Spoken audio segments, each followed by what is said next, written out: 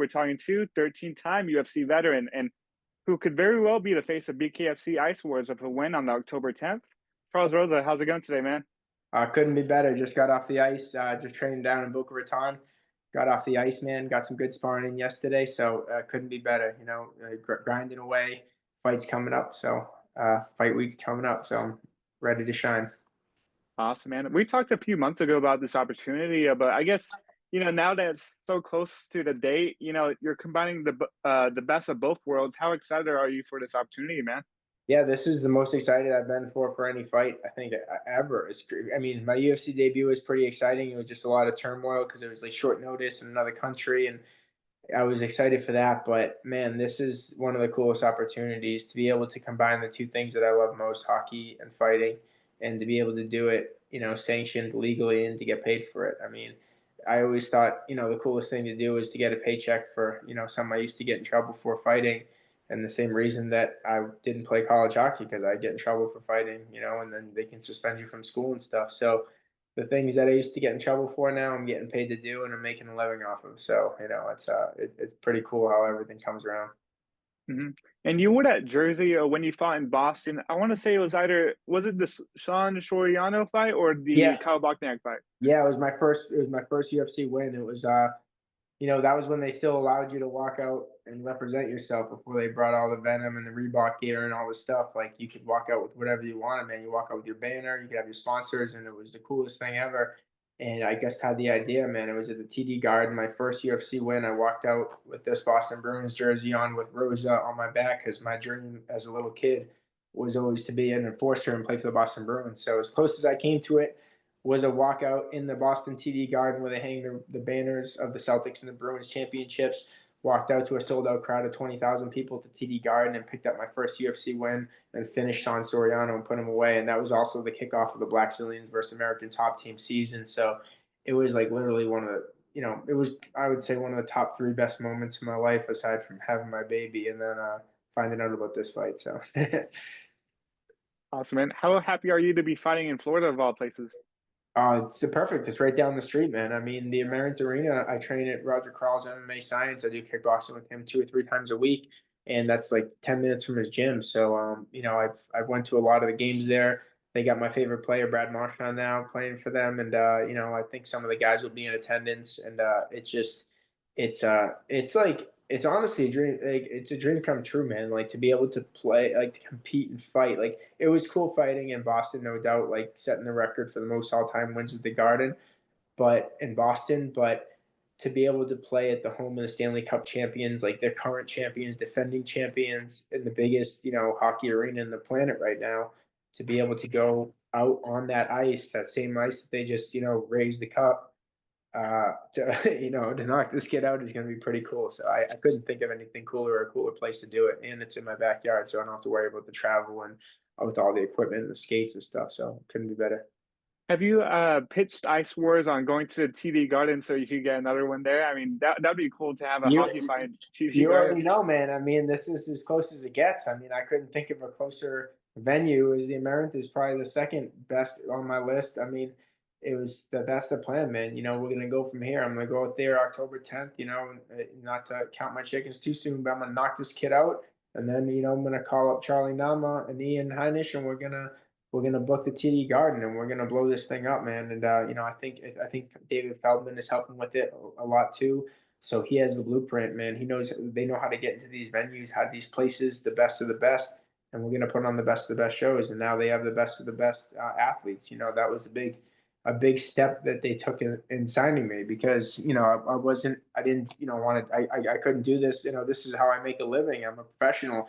But if you want to be a professional sports team, or if you want to have a professional promotion like the UFC or like BKFC, you need to have professional athletes, and they signed me. They signed I feel like right now I'm the best athlete that they have, the best fighter, and I feel like I can be a superstar in this promotion, and I feel like I can bring it to the top. So we're all coming up together, and I feel like the sky is the limit. Most definitely, man. And before we talk about your next fight, I do want to talk about the training camp. How fun has it been, and who has been really helping you behind the scenes for this training camp? So I think the coolest person that I got to work with, I only got to work with him a few times, was Sean Thornton. For those that don't know, Oh, Sean nice. Thornton is an enforcer for the NHL Boston Bruins, Stanley Cup champion, legend in the sport, like absolute, one of the toughest guys to ever lace up the skates, man. And he learned his trade from Ty Domi. Ty Domi taught him how to fight, and then he's passing the knowledge down to me. So I got the coolest lineage of hockey fighting that exists. I feel like, he was able to come in, and help me a few times, and it really, really meant a lot because he's a busy guy. He's moving to Atlanta to manage a couple teams there and stuff. So he has a lot of stuff going on, but he took time out to be able to help me and teach me some techniques that I've been practicing every single day. And then Milan Lucic also set me up with some of his hockey skating coaches and people. And so like I've been networking and trying to get in touch with all the guys that I can to get the best I can because you know if you want to be the best, you got to train with the best too. So it's not that easy to get in touch with Ty Domi and these guys. Like you message them, but it's not that simple. But anybody listening, man, if anybody hit me up, like I want to train with the best guys and I want the best coaches. So if I can get them, I'm gonna get them. So the ones that I found, like Sean Thornton, and I've been able to work with him. I also got my NHL skating coach, a kid Alex Roth. He trains at the Boca Raton ice rink. So I kind of found him online. Honestly, he's an NHL skating coach, and I booked a session with him. And it's funny because halfway through the session, I'm like, he's like, "Oh, so you want to play hockey?" I'm like, "You're just doing skating drills." And I'm like, "All right, man, you seem like a cool kid." The real reason I'm doing this is because I'm doing this first ever fight. He thought it was the coolest thing. He said he's been in a bunch of hockey fights and he would help me train for it. So he's been helping me every single day, lacing the skates up, putting in the work, and I'm on the ice every single day doing drills. We do, go do skating drills, shoot some pucks, and then we hit pads at the end. And then some days he laces it up and we spar. And then yesterday I had a kid, Mike Americone, who's also fighting on the BKFC card. He came and sparred with me, so that was a tough kid from New York, dude, scrappy kid. It was really fun to get him on the ice. He came, went at it with me. We went pretty hard. It was really fun. There was blood, put it that way. So we went hard, man. I think we messed up one of Charlie's jerseys. He told us not to. He's like, all right, just keep these jerseys fresh. And like, because he gave us some of the jerseys we're gonna use in the fight. It was like a white one and blood all over it. So I haven't told him yet, but I'm sure he'll find out once I give it back to him. Awesome, man. What do you know about your next opponent, Reid Krasowski? When I talked to him, he seems really confident heading into this one.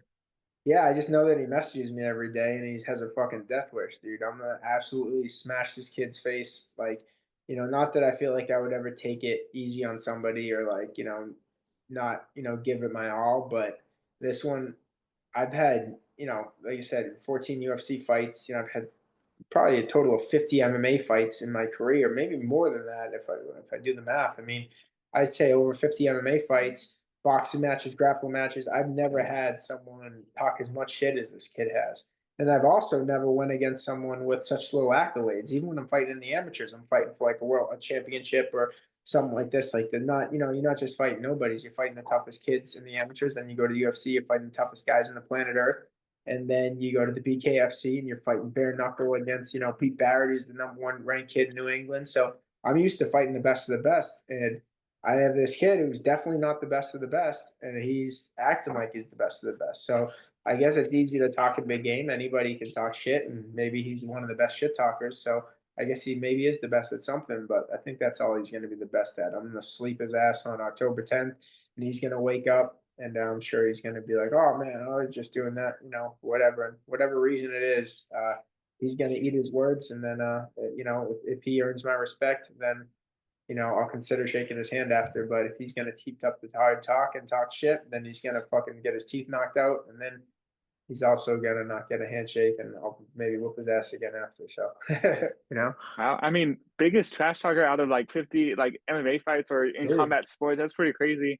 I yeah. guess what do the DMs look like? What's he sending you? Oh, dude, it's hilarious, man. He sends me messages like, "Oh, you don't even know how to ice skate. You can't play hockey. You suck. I'm gonna knock you out. Hockey fighting and UFC fighting is different." He goes, "I would actually beat you in a UFC fight too." So that's like the one thing that What? he said to me that I was like, all right, now like at first I was like, maybe he actually believes that he could beat me in a hockey fight because he thinks he's a better skater and he played hockey and maybe he thinks that I can't ice skate. But I know And he knows, and every single human being in the planet knows, there's not even, I say, anyone with a strong heartbeat has a chance. He could have the strongest heartbeat. He has a 0% chance. And I say nothing is 0%. He has a 0% chance of beating me in an MMA fight. And when he said that, I knew that he was just talking. So I don't know. You know what I'm saying? But obviously, I'm training to go in there to fight the best guy I could possibly fight. Like, I'm not going in there thinking, oh, I'm fighting this kid he doesn't fight, he doesn't have a good record. I'm going in there thinking I'm fighting Ty Domi. I'm fighting the enforcer for the best NHL team. Like, I'm training the same as I would train for this fight as I would train for a UFC title fight. So I'm not taking him lightly. I'm not changing anything because I think he's any less than somebody else. I'm going in there and training my ass off, and I'm training to be the best version of myself. And whatever version of him shows up, shows up. But it's going to be a version that gets knocked out. So I can't wait. I really can't wait. It makes it that much better to just be able to, like, not feel bad about sleeping some kid. Because if I got like some regular kid that maybe never, like, only had a couple fights, or he maybe did an amateur boxing match, it almost seems like not fair. Like, oh man, you're gonna go out there and knock out some amateur boxer, like you're a friggin' UFC fighter, dude. It almost doesn't seem right.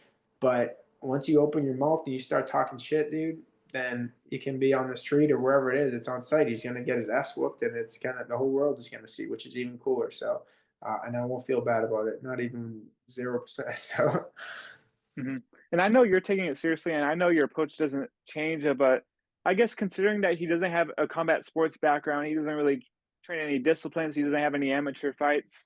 Do you feel like this is a bad idea? Do you feel like he's biting off more than he could chew so off the more? thing is, I'm not. Just to be clear, like, I'm not fighting some kid that is freaking working at Walmart. That's a grocery bagger that they just found. Like, they found a kid that was from Canada, a tough kid that had multiple, accolades and respect and whatever from fighting in Canada in hockey fights. So he has probably, I would say, because he's been playing hockey, has more hockey fights than me. So they found someone with my experience level in hockey fighting. Um, Now, did they take into consideration? Whoa, it's like, if I was to do a boxing match, what's my professional boxing record? It's 0-0. I did amateur boxing matches, so I have a little bit of experience. But if I was to do a professional boxing match, I'd probably want to go against maybe like another UFC fight. I want to go against someone that isn't. I'm not going to fight like Floyd Mayweather or fight somebody. So you gotta match up experience level, and that's also something that the commission takes into consideration. You can't put a guy with 10 fights against a guy with 0 fights.